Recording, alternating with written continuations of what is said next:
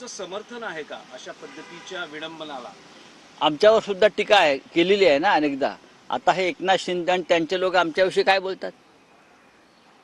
त्यानंतर स्वतः देवेंद्र फडणवीस यांच्याविषयी सुद्धा आक्षेपार्ह वक्तव्य त्या काळात होत होती आणि ती चुकीची होती, तरी त्यांनी ते सहन केलेलं आहे. अनेक ठिकाणी असं होतं. तुम्ही त्याला उत्तर देऊ शकता, तुम्ही शब्दांच्या रूपानं लिखाणाच्या रूपानं प्रतिकार करू शकता, तुम्ही कायदेशीर भाषेत प्रतिकार करू शकता. पूर्वायुष्यामध्ये आमच्याकडनं या चुका झालेल्या आहेत, पण आता आम्हाला असं वाटतं की कायद्याचं राज्य जर टिकवायचं असेल महाराष्ट्रामध्ये तर आपण अभिव्यक्ती स्वातंत्र्याचा जो नियम आहे तो पाळला पाहिजे.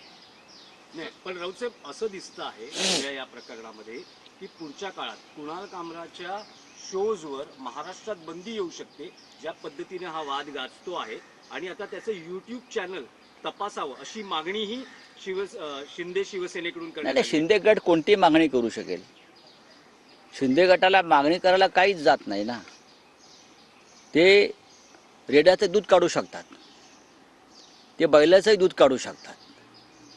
मुळात या देशामध्ये अजूनही कायदा आहे आणि अजून या देशामध्ये काही प्रमाणामध्ये स्वातंत्र्य आम्ही टिकवलेलं आहे आमच्यासारख्या संघर्ष करणाऱ्या अनेक लोकांनी देशभरामध्ये.